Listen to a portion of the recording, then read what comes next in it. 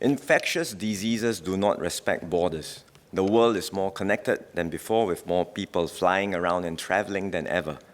And we have to be extra vigilant on this front because Singapore is an international travel hub with more than 68 million people using our airport last year. So a virus that comes through our airport will not only impact Singapore, it can also easily spread through us to other countries in the region. That's why we have to be extra vigilant. So to protect against such an infectious disease outbreak when it happens outside of Singapore, we have a series of drawer plans and measures at the border. They range from the screening of inbound travelers to placing high-risk travelers into quarantine, as well as restricting travel for those who have been recently at high-risk countries. And then, depending on the nature of the outbreak, we will assess the risk and put in place the appropriate measures. This is the approach the task force has taken in dealing with this virus. We first implemented temperature screening at Changi Airport for flights from Wuhan. And then we expanded the screening to all flights from China and also to our land and sea checkpoints. As an additional precaution, and because not all who are infected will show symptoms, we deployed healthcare teams at the Aero Bridge for all incoming flights from China to identify and pull aside passengers who look unwell. At the same time, it helped that China itself had moved swiftly to impose restrictions on its own outbound travelers. It cancelled outbound tour groups. All of these measures help to reduce the flow of people from China to Singapore. Typically, there will be about 14,000 PRC travelers flying in from China to Singapore every day.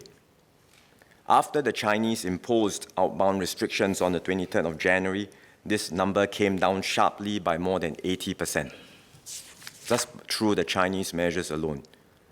Despite these measures, we recognize that there was still a flow of travelers coming in from China on a regular basis.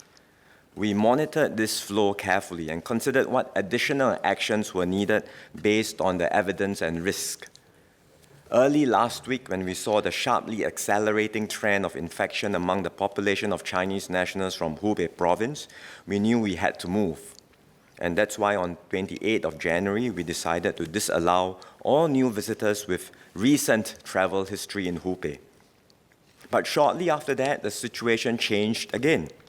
While the majority of confirmed cases in China were still linked to Hubei province, it was evident that the virus had spread to every region of mainland China, and there was a high risk of widespread community transmission in other parts of China. And so on 31st of January, last Friday, we decided to take the additional precaution of disallowing all new visitors with recent travel history in the rest of mainland China. As part of these travel restrictions, ICA is no longer issuing new visas to those with PRC passports and suspending all such visas. That is because the vast majority of such travelers coming in for short visits would have been in China recently. But if there are PRC passport holders who have not been in China in the past 14 days, then ICA will be prepared to issue them a short-term visitor pass or to extend their short-term pass. And that's why I had emphasized earlier that the travel restrictions are not tied to nationality, but are meant to restrict all travelers with recent travel history in China. This is necessary to reduce the flow of people coming from the source of the virus outbreak and to limit the number of imported cases coming into Singapore.